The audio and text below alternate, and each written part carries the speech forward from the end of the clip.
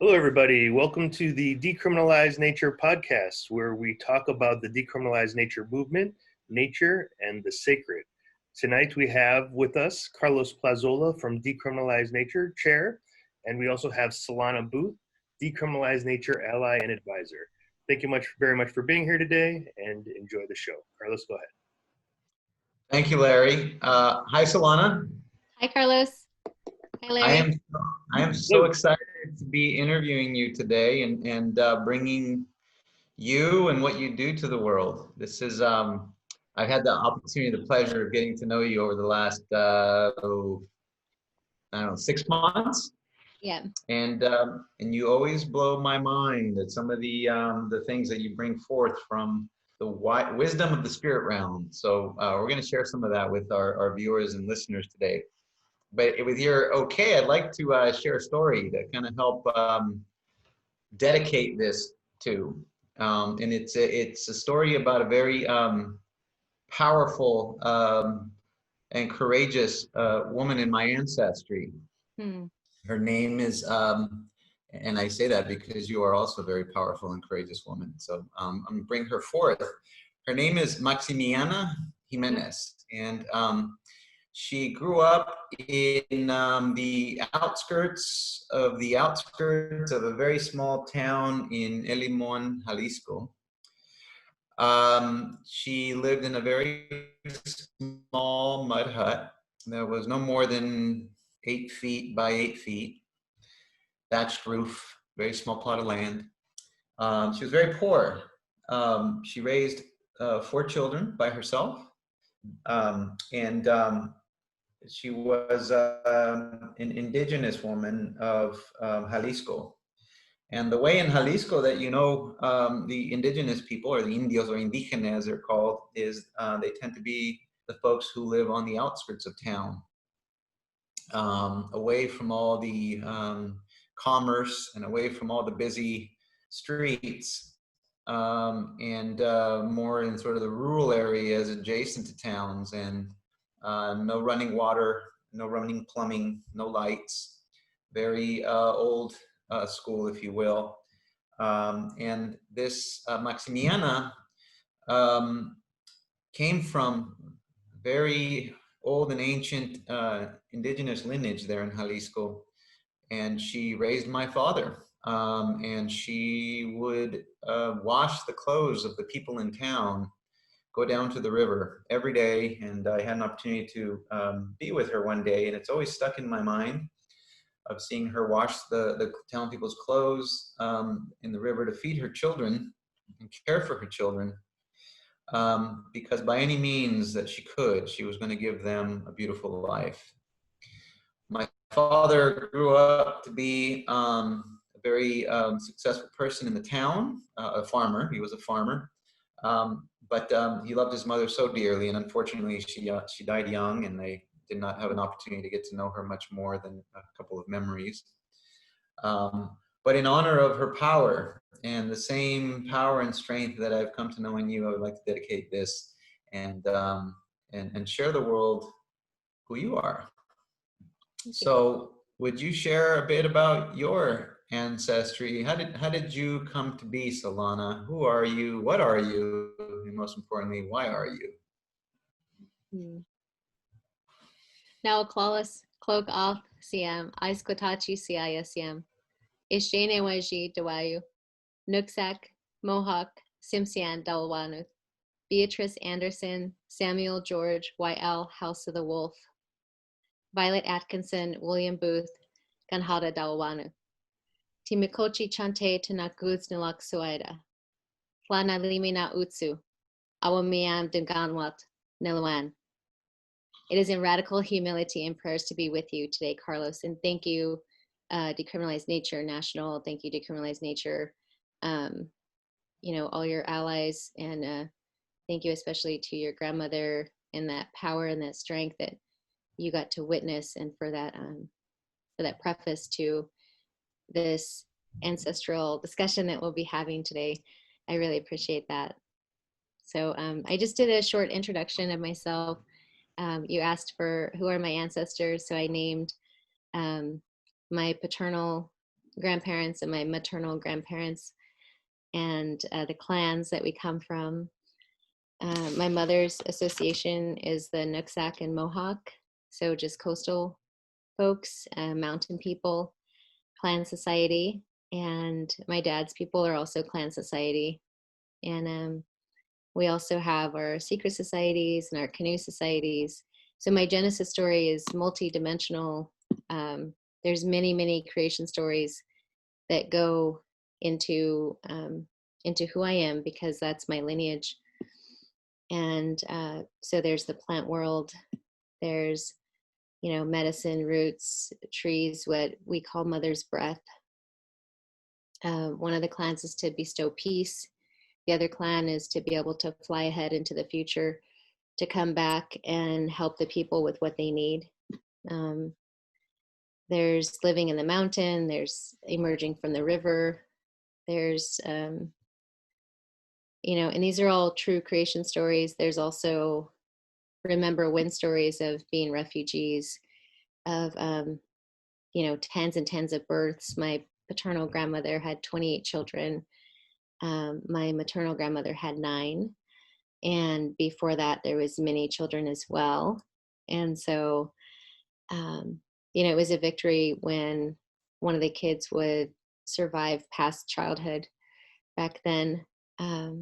So because of all these dimensions of my direct lineage, and then the creation stories that are part of my lineage as well, being a descent of those stories, there's a lot of songs, and there's thousands of years worth of those prayers and those songs. And so I'm mentioning that because, as I said, it's multidimensional, and I feel like Mother's Breath and these songs, the clan societies, it's just, I've always been fortunate to employ those resources within me.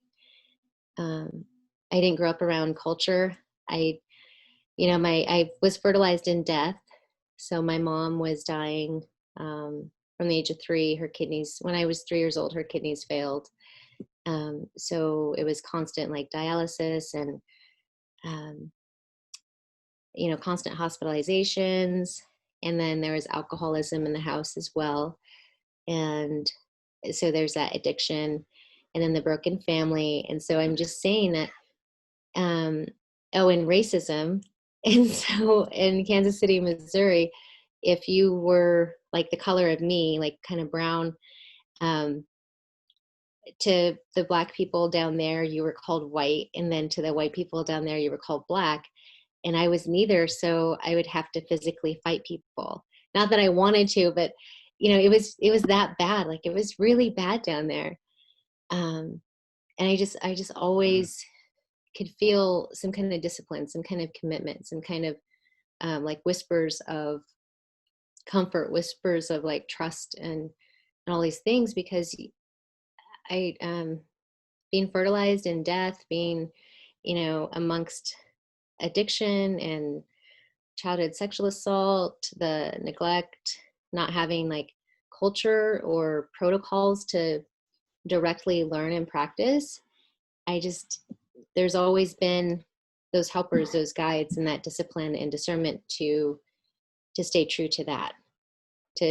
I was always the odd one, like the weird one that, why is she so happy? Or where does that come from? And just, I can never fake a smile either. So.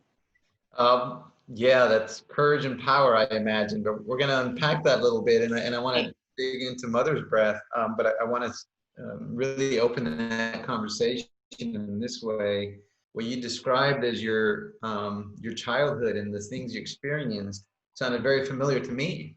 In my upbringing, in terms of the alcoholism and just the surrounded by violence and struggle, and going back to my grandmother, she was, you know, her people lost their land to, even during the Mexican Revolution, the Indios didn't get any land. It all went to the mestizos when they gave land back to the people. And it created this kind of intergenerational trauma and struggle that carried with my father being unable to show love in life, and they're not being able to keep his family together. And that manifested in struggle for us growing up in East San Jose. But the mothers held it together. Mm-hmm. My mother, my grandmother, and recently I've really come to understand the power of life givers, Mm-hmm. our planet, the Mother Earth, life, awareness, the mothers who give birth to children. Would you share with us mother's breath and what that means? You shared that with me recently, and it really blew my mind.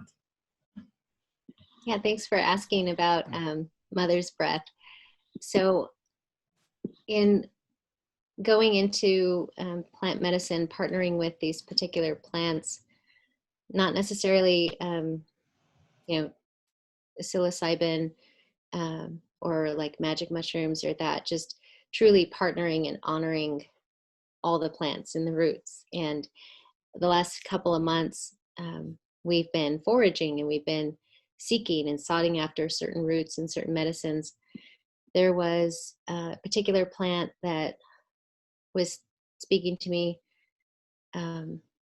We, brought it home, and no one has had experience with this particular plant. And I was just really listening. There's a lot of discernment in how to prepare and take care of this plant and the roots, and every part of it was really important, mostly the roots. And then days later, after finding out exactly where this plant came from, and even doing the research down to the cellular structure and seeing the double steroid alkaloids that are part of its DNA makeup, the power of this particular plant, further researching that this plant was partnered with by my ancestors for prayer, for smudge, for protection, to heal our hearts at some point, for PTSD. So for a lot of really powerful uses, this plant, it comes down to number one, trust. And I say that for the smudge, so whether it's sweetgrass or sage, or for me, it's Indian elabore, or the actual different teas. If you have a cough, if you have a sore throat, or your stomach is upset, you're going to drink this tea and trust that it's going to fix or remedy whatever ailment is bothering you. Or if you need to wake up, you're going to drink something like chia, something with chia in it. And you're constantly going to trust that. And then going into certain plant medicines, so the mushroom with psilocybin, there's a lot of trust there. There's the fear is probably there somewhere, but it's mostly trust. And doing all this research and finding and foraging and soughting after and listening to these plants that we're looking for, or that are calling me to them, there's a relationship there. And so taking that action and doing that, and then coming back home and sitting down and saying, wow, like I'm related to them. That's why I could hear them. That's why I can feel them. So what is that relationship? So being a perinatal, prenatal practitioner, a birth worker, helping folks, breastfeed and sustain life, and also death work, everything comes down to relationships. So then, while all of this is happening, while the plants are being sought after and spoken to and listened to and honored and partnered with, there's research of this creation story, this traditional creation story of how the plants came to be.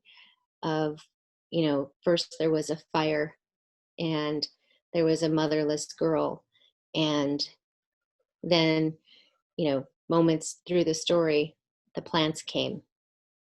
So figuring out that story and listening and being obedient and disciplined in relearning that story, to reclaim that story, to reintroduce this partnership, to reintroduce this relationship between the people and the plants. It has to be mother's breath. It has to be mother's breath. These plants are mother's breath, because when mama or this pregnant person first decides to keep the baby in her tummy. There's always a moment for every single pregnant person that they have a choice. Traditionally, people talk about, birthing babies preterm. Sometimes it's called abortion. Sometimes it's called miscarriage. There's different ways that we birth our babies in different times throughout the pregnancy. So it's not always, a little baby that we get to hold 10 months later. But prior to any births, there's that introduction. There's that moment where we get to decide to carry that baby and grow that life. Whether or not we partner with the baby is up to us. Whether or not we want to give the best to that baby is up to us. But we're choosing to sacrifice a part of ourselves to carry that life. That took a lot of work to get into that moment, to be in that space, to have that opportunity. And it's the same thing with that baby. There's different physiological factors and physical factors that happen on a cellular basis for the baby to become a baby. But at some point, that spirit, that ancient one, that star being, there was an introduction there too. And that's why when babies are in utero, after there was a yes, the baby's going to grow in the tummy, hopefully through gestation, that baby has these questions of, can I be here? Do I deserve love? Can I get love? Can I give it? These constant questions in utero. And they're getting answers. They're getting the answers of yes, and maybe when I have time, or, yeah, of course, I can feel you, and I need to not think about you right now. I don't want you to be born.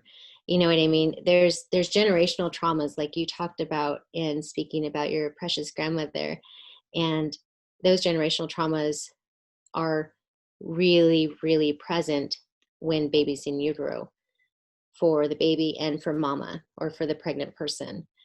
And so again, there's that baby is trusting, okay, this, my mom is telling me I don't deserve to be here, and I can't ask for love because I keep getting all these substances, or I keep needing more nourishment, and I don't feel like I'm wanted. But I'm still going to keep growing. I'm still going to keep growing because I'm going to keep asking those questions. I'm going to keep asking those questions. And that's because there is a inherited right of, being human, that yes, we do deserve love, and we can ask for it. And it's because of our mother that we get to receive that. And it's up to us to interpret it as that or not.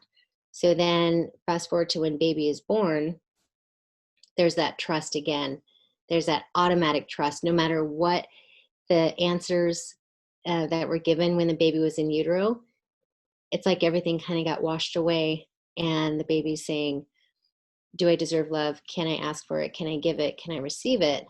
And even if mom isn't breastfeeding or isn't taking care of herself, or even surrenders that baby up for adoption, or is taken, there's still that wanting the mama's breath. There's still that seeking that first, to reconcile that first connection, that first relationship. And that first relationship is when the baby was in utero. That first relationship is when that baby decided to even ask those questions. So when you think about being curious, there has to be a level of trust to be curious. If you're only afraid, if you're enraged, if you're frozen in fear, or really mad or sad, there's no curiosity anywhere near you. There's no way you can be curious about anything, because being curious is about living. Then to create is the foundation of creation needs to be built on trust. So at some point there was trust, there was a curiosity, and then there's time to build. time to build, time to move forward, time to take a step forward, time to take a breath. And so the plants being, going back to the plants being mother's breath, it's all about trust.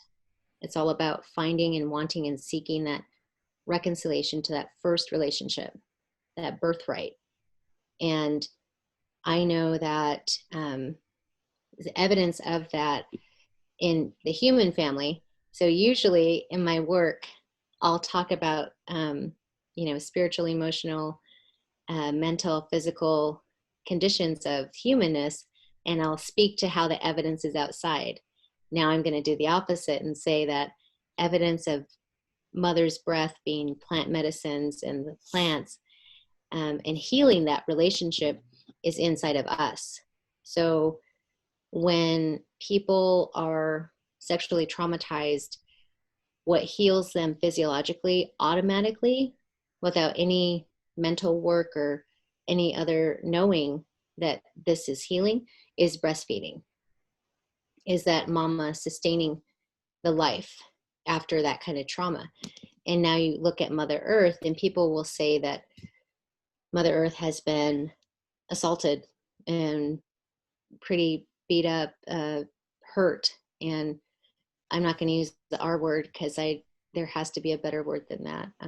Not a fan of that word. And I mean, that's offensive. And so to heal her, I feel like we need to honor her breath, honor her truth. And there's a reason why these plants, these roots are where they are. There's a reason why certain respiratory and heart roots and medicines are high up on the mountain. There's a reason why a lot of pregnant people, medicines that are going to promote healthy pregnancies are lower in the land. There's a reason why, the fresh waterfalls are only along certain trails. There's a reason why certain rivers only go to the ocean. She has an amazing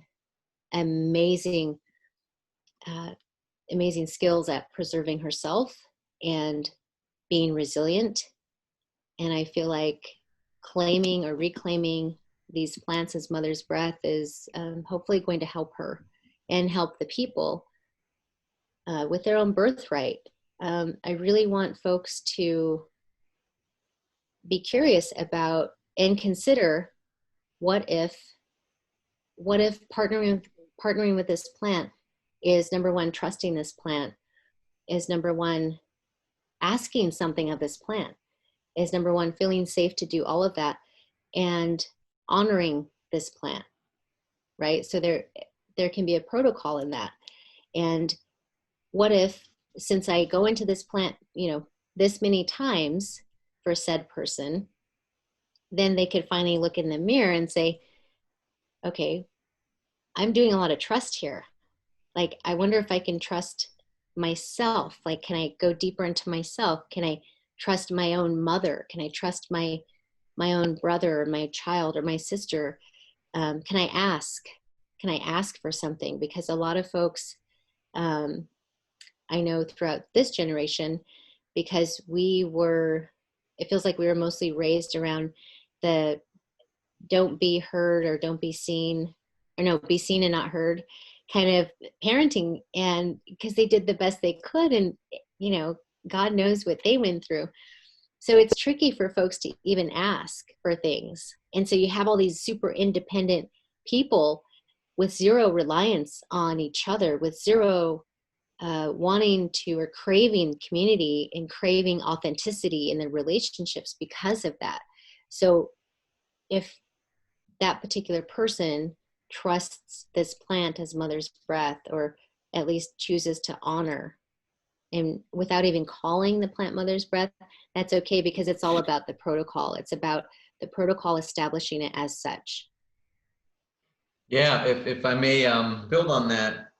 So the mother, our direct mothers, human mothers, and the earth mother, both there to give life. Mm-hmm.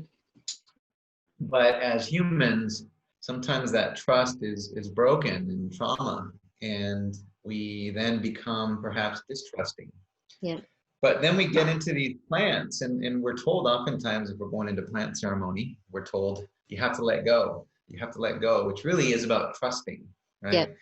And I've often wondered, because many of the messages that I get through plant medicines are really a deep sense of connection with nature and seeing humans as part of nature. We're all one, and just that that deep connection of love with all of creation. Mm-hmm. And you know, and then you see and you look around what we're doing to the planet, and you say, wow, we really are abusing our creation, our creator, our Mother Earth. But if we let go and we just trust in going into ceremony, then we can begin to heal that relationship that we've had, perhaps that has led to distrust in the past with each other, with our mothers, if that was a kind of relationship that we had. Mm-hmm. And rebuild this loving relationship with our Mother Earth, who really is a very generous and giving mother, because we have abundance. We don't have scarcity in reality. There's Right. abundance. It's just some people are so deeply in fear that they want to hoard and they want to take more and keep taking more and keep taking more and keep, because they never get past fear. Right. So you are a mother. Yep. And a grandmother. Tell us about the beautiful work you do with your own family, and then if you can transition that into the work you do in your community. And I hear you're doing things, yeah. Yeah. And yeah, I feel like I just want to speak a little bit to what you're saying, and how I've been to ceremonies and folks who are facilitating or leading, there's a lot of language around let go, like let go. And I'm going to disagree with that and just say that I would rather use and reframe it as trust, because I know that in all these creation stories that I spoke to or that I mentioned, the plant world, the medicine, the roots of trees, canoe societies, clan societies, bestowing peace, mountain rivers, birth songs, you know, thousands of years old, and prayer songs, that they're inclusive and they're strength based, right? And so letting go is not a strength, but you can trust. And so we always need something to build on, and we always need something to hold on to or to keep, right? We need some kind of symbol. We need like constant symbols.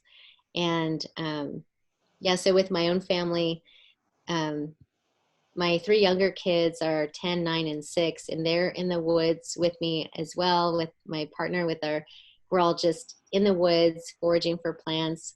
They're learning a lot about different times of the year, different seasons, and what is blooming, what flowers are dying off so the fruit can come, or so the berry is there, and hunting. We've all been out together a few times as well. And then my oldest daughter with my granddaughters, she's been out with me a couple of times, but she's mostly like just trying to take care of her 2 little ones. So when they're around, it's like, okay, we have to put everything up above so the 2-year-old can't get into stuff. But how I am with my family is how I am with my community, just a little bit more intimate with my family. So with my family, we'll have like big dinners and I'll feed everyone some traditional foods and then some non-traditional, because my kids don't follow the same food intake that I do. And, you know, we'll feed everyone and we'll all pray together, and we'll talk about the power of our songs. We'll talk about compassion as a family. We'll talk about Dalai Lama's definition of compassion as a family, and what was, you know, how are you compassionate today? Or there was an argument in the family earlier today. Let's all talk about that so we can help each other and support each other. Because for me in my house, which is called the womb, I only want to grow people here. I only want to feed people here. I want people to, and all my kids know that that being mad or being sad or being grumpy or confused or any of that, like that's all acceptable in my house. And same thing with like my oldest daughter's fiance or friends, you know, that come over. Sometimes people will apologize for crying in my house. You know, they don't live here. And I'm just like, no, like, thank you. that's totally acceptable. And I just feel like I want my house to be like the best, most safest, most nourishing, secure affirmation, because that's how I feel when I'm among mother's breath. That's how I've always felt, with the love and the care and the nourishment, the comfort of my ancestors, of my guides, of my helpers growing up through all the adversities. I still felt that inside of me. And so now I get to make that physically for my children, and they get the best. And I'm always telling them, like, they're my teachers. They're the ones. So in the community, I'm usually like pretty stoic, and I'm teaching, or I'm storytelling, or I'm training. You know, it's always kind of serious business. And when my kids are around, I'm like, I'm hustling here, I'm hustling there, I'm sweating. And so my kids are the only ones that could really keep me on my toes. And they're my teachers. They're my favorite people of all the world. They've been in the canoes, in my canoe. They've been in other canoes, and they're just so amazing. They're storytellers as well. My 10 and 9-year-old were telling creation stories when they were 3 and 4 years old, with their little speech issues too. Like, so you could really tell how young they are when they're telling these creation stories. They're writers, they're artists. They're my favorite people. They are. And then my granddaughters are like mini me's. Like I could feel their little strength. They're like little grandmas, and they're all just, they're my favorite people in the whole world. And I always speak to that, and they know that they're God's children. They know that they belong to, you know, the universe, to God, to whoever they want to honor as their maker, as their creator, because I have different names that I pray to, and they're invited to employ that knowing of, I'm the one who got to birth them, and I'm the one who gets to take care of them. I was entrusted with them. And so they're my favorite people. Thank you. That's a beautiful way to say it. I feel the same way about my own children, that it was a blessing for me to receive them. And my job is not to fill their minds with my ideas, but rather to give them the space and the nourishment, the nurturance and loving space to develop their own truths and emergence into the world. I'm their guide more than anything. And I want to ask you about Decrim Nature, what it means for you, and how do we hold the space of the sacred in Decrim Nature, in the movement. You are you're a person who's very in touch with the spiritual. So I really want to dig in the last 15 minutes or so about what it means to hold space for the sacred in a world that really denigrates the sacred so much. How do we come back to that in this movement and hold it? But before that, it's a teaser about what we're going to talk about to end this. But I want to ask you about your work. So you do all this beautiful work. We've learned about who you are, where you came from. You have this beautiful family. You have very deep spiritual connection to Mother's breath, to creation. How does that manifest in the work that you're doing now? In which communities are you doing this work, and how does it manifest? Wow, great. Thank you for asking. So my work has manifested itself in different parts of the states of the United States, and then I guess up into British Columbia a little bit with the conference that's coming up and the work that's been happening up there. And so what has been happening in my work, it's just been evolving and getting stronger and deeper. Again, my goal and my main objective right now for work is to open my own Recover Me and Wellness Center. And my Recover Me and Wellness Center is going to have all the aspects of all the works that I get to do, that I've trained people in, that I've trained cohorts in, that it's going to have storytelling as a healing modality. It's going to have first foods and plants, medicines, roots, mother's breath. It's going to have at least 3 different indigenous or domestic healing modalities that are billable through insurance. It's going to have ceremony spaces. So the sweat lodge. I'll have my teepee there. I'll probably get another one, and my canoe, or maybe have another canoe there. But it's going to have all these different ways to help me and a team of others facilitate generational trauma recovery in the people. And my work has been, until then, what I've been doing is I'll have like one-on-one sessions with individuals, and I facilitate generational trauma recovery for them through the different healing modalities. And then I've been training and consulting the BIPOC, the Black, Indigenous, People of Color community for the entire Pierce County and city of Tacoma, which is pretty big. It's a little bit over half the size of Seattle, for all the people. So just yesterday I had a really good convening. We've been training them once a month since March, and it'll stop in December. And so we're talking about next year and how we're going to level up again next year. So the executive leadership, the middle managers, and the BIPOC folks are all getting trained. And I'm one of the principal consultants there, was contracted in. Generational and historical trauma training. I've been training tribes and smaller organizations in a 2-day curriculum that I wrote based on storytelling. So that is farther south.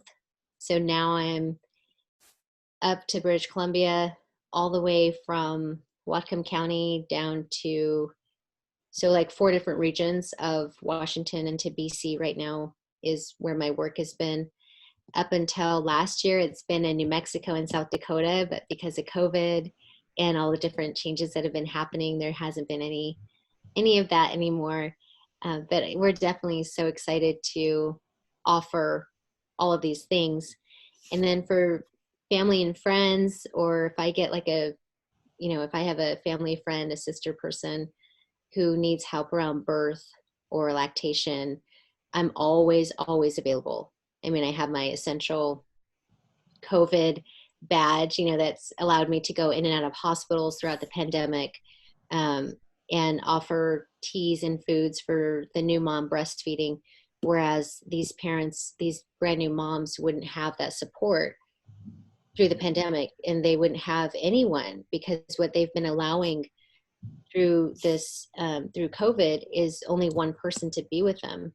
Well, what if that one person isn't educated or familiar with how, like, truly helping and supporting birth? You can imagine the fears that are being ingrained in that experience. And I'll always advocate for a positive, healthy birth. It's our birth stories that can empower us or keep us down. It's our birth stories, our creation stories, that can motivate us or help us to go back to the gutter. It's our birth stories that will allow or disallow love, respect, radical humility, honor, connection. And I know way too many folks and have helped deliver and catch babies, and those experiences, they're so powerful for the mama, for the family. And then there's a big difference as to when they don't get to have a positive experience. There's, that could really break a lot of people. And birth is traumatizing for mom and baby, so many ways. So I want to ask you about, so first let me just, I get the sense that you've taken a lot of what you've learned in your own path, and you've created this really amazing, comprehensive, multi-modality approach to healing the folks that in your community. From first foods to, you mentioned brain spotting to me in other conversations, and just, you have so many different ways of approaching healing, which really makes sense, because I've come to learn, since I've become more spiritual in the last few years, the medicine path is really how we live. Yeah. And the narratives and the stories that we hear and the stories that we tell, and all of this is part of it. And one of the things, I saw a video of that included you with the canoes, and reintroducing the canoes. And I thought, wow. And what was really touching was when I saw the elders in the videos really tearful, because it was great medicine for them to see their communities engaging in old practices again. You do canoe, so this is just so people know how powerful you are here. Share with us a little bit what you do. Man, you must want to make me cry today. I have my own traditional canoe. I'm a traditional skipper. I was trained by the folks that kept the canoes in a good way when they were outlawed. And so I got to hear those stories from them directly as to when it was really stormy during the winter months, these families would know that the Coast Guard wouldn't be out in the water. And so that's when they would get in their canoes and go potlatch. They would go to this celebration. They would go to this memorial. They would go do what we do. And that's a lot. That's so humbling, first of all, to even imagine what that must have been like. And then to know and hear and listen and sought after the work that was put into, the sweat, the tears, the blood that was put into, the passing of the 1978 Indian Religious Freedom Act, and everything that went into that. Sorry, I just keep pausing because there were so many movements, there was so much action, there were so many feet on the streets to reclaim and honor and hold our prayers, our sacred ways, our instruments. Our canoe is one of those instruments, like how it's similar to how like a chanupa can be for, people who pray with a pipe. Similar to how folks can, when they have to go underground. And so these canoes are really special to us. They're very, very special.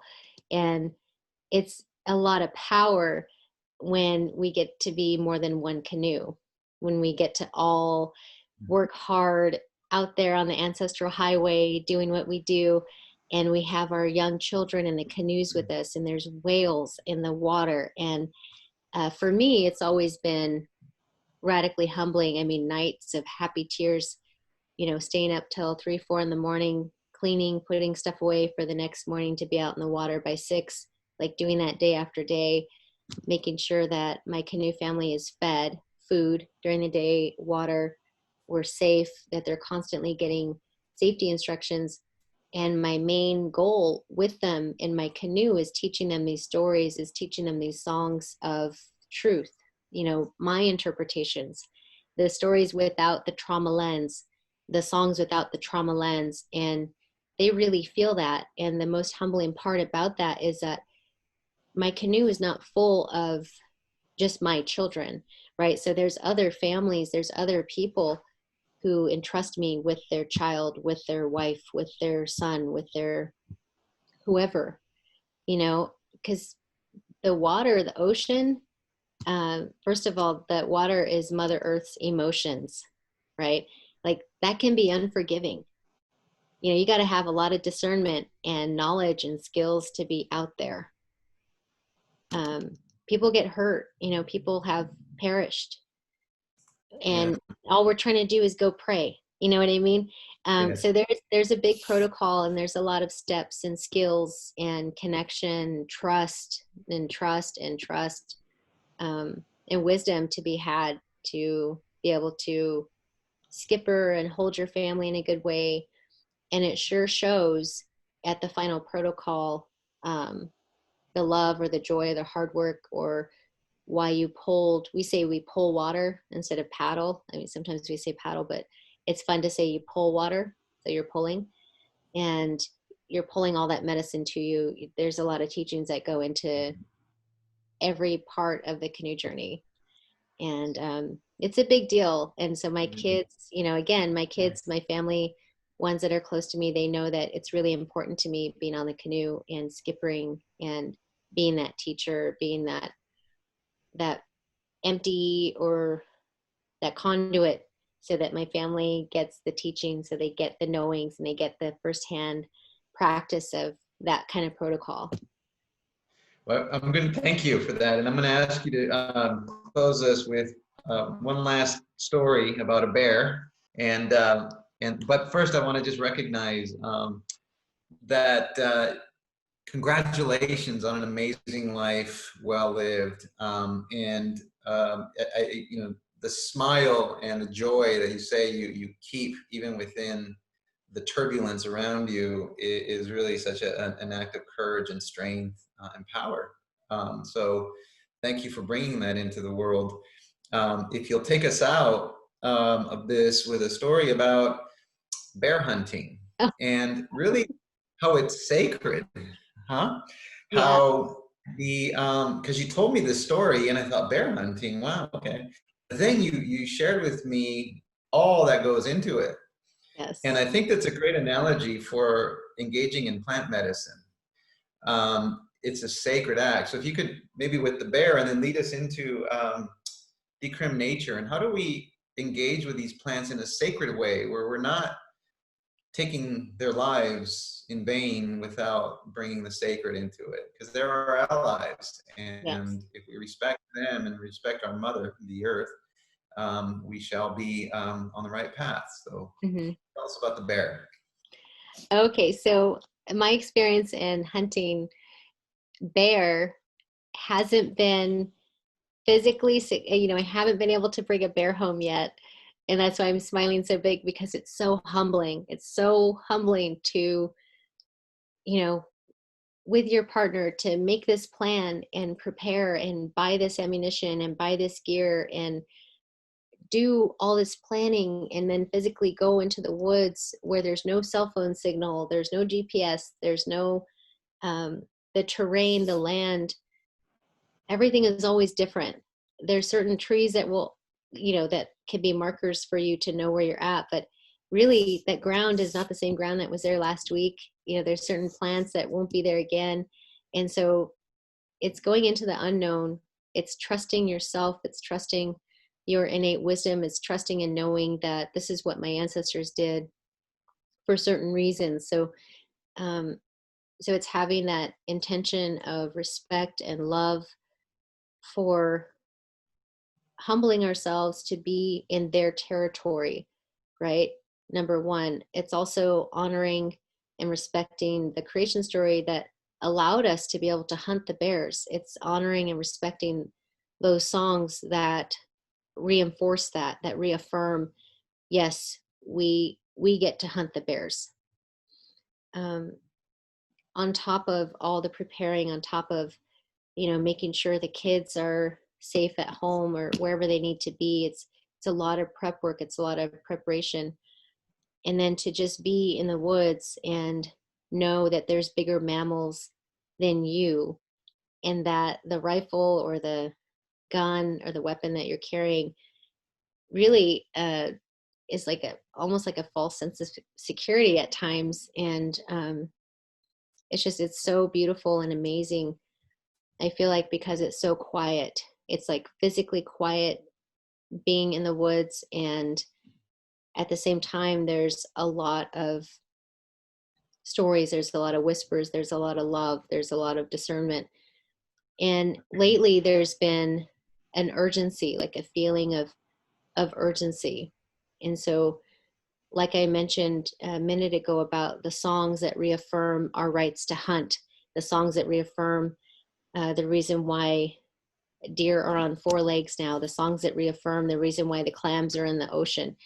All these creation stories and these songs are just constant reminders of our role in this world, of our role in society, of our relationship to Mother Earth and our relationship to her inhabitants, and our relationship in our own societies, like our clan societies, our work societies, our family, like our direct in our house family societies, and then our bigger community. And there's different language that goes with all these different protocols. And what I'm saying is that there's been an urgency lately. There's been an urgency of certain songs are coming back for a reason, certain stories, and these true interpretations of these stories needs to be reclaimed and retold, so that there is that level of respect and trust again, because that's how it started. that's the only way it could have started, because that's how things happen. That's how things get started.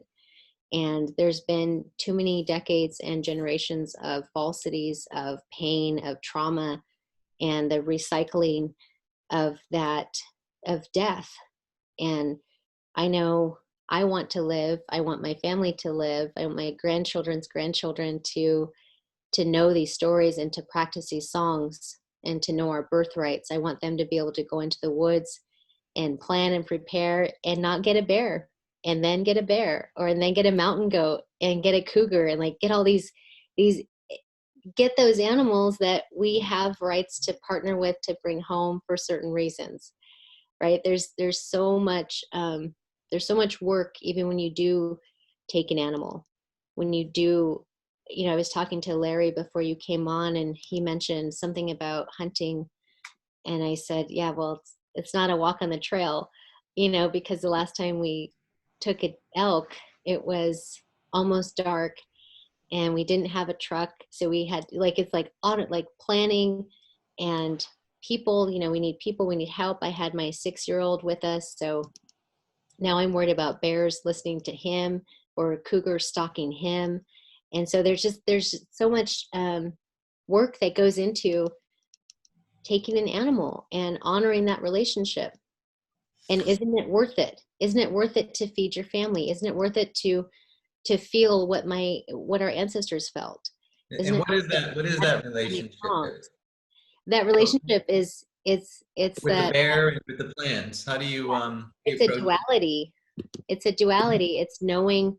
So there's earth and there's water, right? There's the swimmers and all of those beings, and the ones who are on the earth, we all share the same needs. We have the same needs because we're not flyers and we're not swimmers. And some of us are swimmers and 4-leggeds or 2-leggeds, but we all have a lot of the same needs, especially with bears. Like, we both eat berries, we both eat salmon, we both dig for roots. Bears have showed us a lot of ways to take care of ourselves, and in turn, we respect them, we respect their families, and we want them to continue growing. So when we do go hunting, we're not going to go after an entire family of bears. We're not going to go after the mama bear. She's got 2 little cubs with her. There's just a lot of respect, number one, and trust. And it goes down to knowing and employing trust, love, compassion, discipline, and discernment.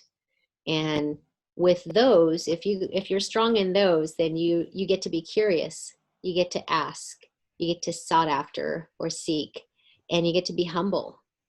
And what a privilege is that? What a privilege to truly know humility.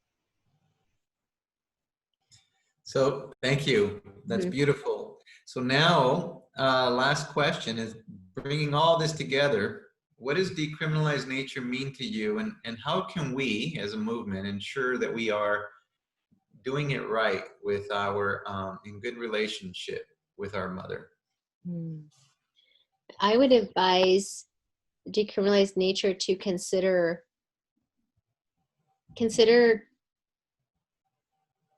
starting with mother's breath. And we had this conversation, and I'm still going to urge you folks to consider that, to truly consider what it would take to begin to reclaim and rename how deep and how humbling our relationship is to these plants. And that came about because of the decriminalized movement and the work that I've been doing up here with the Washington Entheogen Society and Seattle Decrim. It had to emerge itself, because what I was noticing was how folks will say psychedelic, or folks will say into the medicine, which I feel like is kind. I think that's okay. And I would prefer to say mother's breath, because the same folks that are saying psychedelics and the same people that are saying, oh, these plants are so powerful and these plants are super spiritual, and like you can't you can't take this plant or use this plant and not have an experience and not have a spiritual awakening and not have a moment or not have a teaching. And I hear that and I'm like, okay, well then why don't you show some respect and stop saying psychedelic and stop saying use, stop saying do, because you can't use a person. You can't use, you just can't. It's not okay. If you do, you're probably not talking about it, right? If you are objectifying people or exploiting people, which is what that language is saying, it's unacceptable to me. It's unacceptable how folks that are saying that are also advocating for this particular plant or this plant family to be in the hands of everybody or to be decriminalized. It's like you're saying like this is so powerful, but at the same time you're objectifying it or exploiting it. I wouldn't mind at all if folks reframed and decided to just practice a new or consider a new relationship, roles, and responsibilities to our mother, to Mother Earth. So if somebody else has different language other than mother's breath, I think that's great. But it needs to be true. It needs to be all inclusive. If you're advocating for this plant to be of the truth, of the spirit, of the heart, of everything that I keep hearing folks say, then there needs to be some respect. Then it's nothing to sneeze at. It's nothing to cough at. That's I beautiful. guarantee you, if you're in the medicine or you're partnered with that plant, you're not saying that to her. You're not. Yeah. You're not able to. Thank you. That's amazing and beautiful. And really what I'm hearing on my end is if we are going to really heal ourselves, we have to reframe our relationship to our creator, our Mother Earth, the beautiful planet that gave us life. And the words that we use matter. Yeah. And how we describe that relationship with her. So if we are saying using her, then we're saying using her. It's a kind of relationship we're defining that's extractive and that is not respectful. Mm-hmm. And your use of the word mother's breath is really honoring that she's giving to us of herself through these plants with beautiful messages of helping us heal. And through that is her breath. Yeah. So thank you for that. And this is the work of Decriminalize Nature because it's not really decriminalizing necessarily a plant. It's our relationship to ourselves and our creator at the core. So I really thank you for bringing spirit here with us today and helping us redefine how we relate to our creator. And this is a big challenge for all of us. We live in a world that loves to use and loves to abuse and loves to profit and loves to commodify. And maybe, just maybe, there is something that is far too sacred to commodify. Yeah.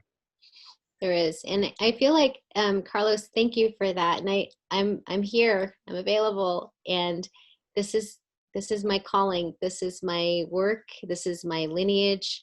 According to my lineage, this is my birthright to bring back these roles, these responsibilities, these adukladok, the ancestral truths or the tellings. And there's many ways to share this message. There's so many ways to speak this truth.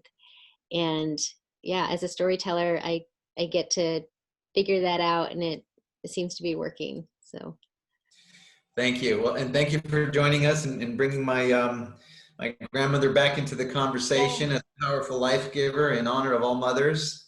We honor you and your work. Thank you. And, really thankful for you being here. Thank you, Carlos. All right. Welcome back, Larry. Right on, everybody. Thank you very much for an amazing conversation. I learned so much today. Such a beautiful, beautiful way to approach this relationship. So thank you, Solana. Thank you, everyone, for listening to the Decriminalize Nature podcast with Carlos Plazola and Solana Booth. If you'd like to check out more videos, we'll be having them on our YouTube page or Instagram, and we look forward to more conversations with both of you. Thank you again, and have a beautiful day. Thank you, Jacob.